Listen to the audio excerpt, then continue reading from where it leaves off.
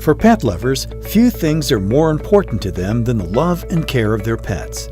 Each year, countless hours are spent providing companionship to the more than 74 million dogs, 90 million cats, and millions of assorted animals that Americans have welcomed into their homes.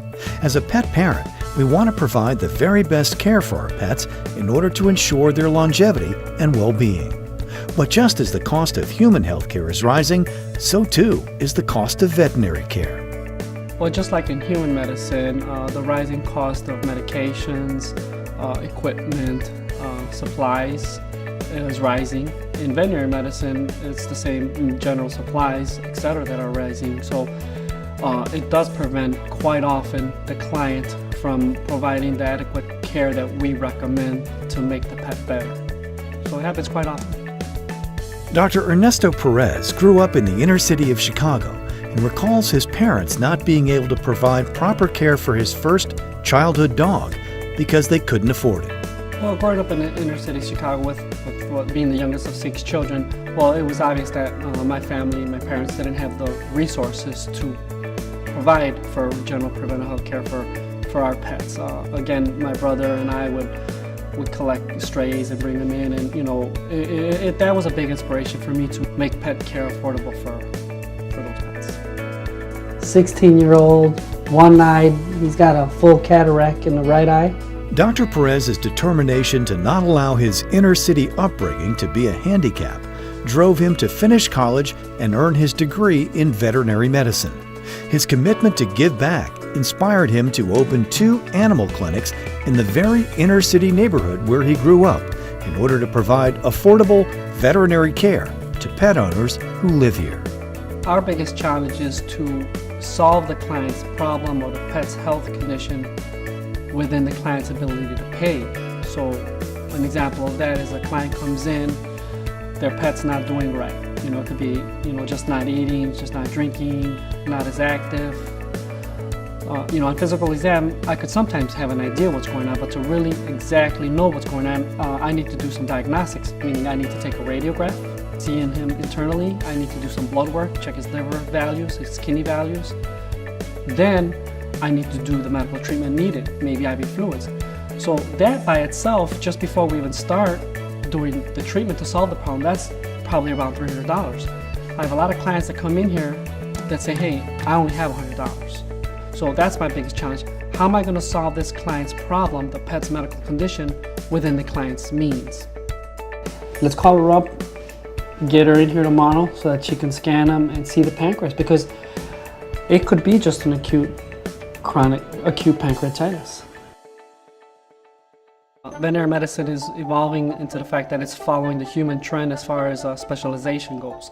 So today, a general practitioner will continue on to specialize in a certain area. They go on to the residency to do a residency in surgery, and then a sub-residency in soft tissue surgery or orthopedic surgery. So I think the standards of care are increasing, which is good for the pet as far as having options goes. But along with that, so is the rising cost. Specialized care is very costly. So sometimes it's nice to have that option, but unfortunately, not everybody could afford that care. So I am sometimes forced to do things that are kind of out of my comfort zone to benefit the client. We took radiographs of him, nothing specific. And so we're giving them more symptomatic treatment. Many times they'll develop like a gastroenteritis, something they get into, table scraps. And so we'll treat them symptomatically, and usually within a few days they're back to normal. Based on the blood work, that's all it is. Today it's very common for students, veterinary new graduates, to come out with huge student debt. We're talking about $200,000, $250,000 that they have to pay back within a certain amount of time. So they have to start earning a living, so they command a high salary. And for me to employ them at their required salaries, and then still charge clients affordable pet fees. So it's a big challenge to make things work. For those who can afford it, pet insurance is enabling pet owners to afford higher cost procedures that would otherwise be prohibitive. In the United States, less than 3% of the general population have pet health insurance. As opposed to the UK, they have 25% of the general population has pet insurance. So I have a great opinion about pet insurance because everybody benefits. Number one, the pet benefits because they receive the medical care that they need. Number two, the client benefits because it's a less financial burden, out-of-pocket expense to get the medical care that their pet needs. Number three, the veterinarian benefits because they get to apply the skills and knowledge to the pet to make the pet better and solve the client's problem. And number four, the pet health insurance industry benefits. Animal Hospital on Route 66 is a full-service veterinary hospital in Cicero that provides comprehensive and compassionate care for cats and dogs, as well as wellness examinations for hamsters, rats, guinea pigs, reptiles, and birds. Dr. Perez's other clinic, Brighton Park Animal Hospital, offers the Chicago animal community emergency veterinary services, as well as medical, surgical, and dental veterinary care. With an in-house pharmacy and access to specialists, the facility offers a one-stop shop for your pet's health and medical care.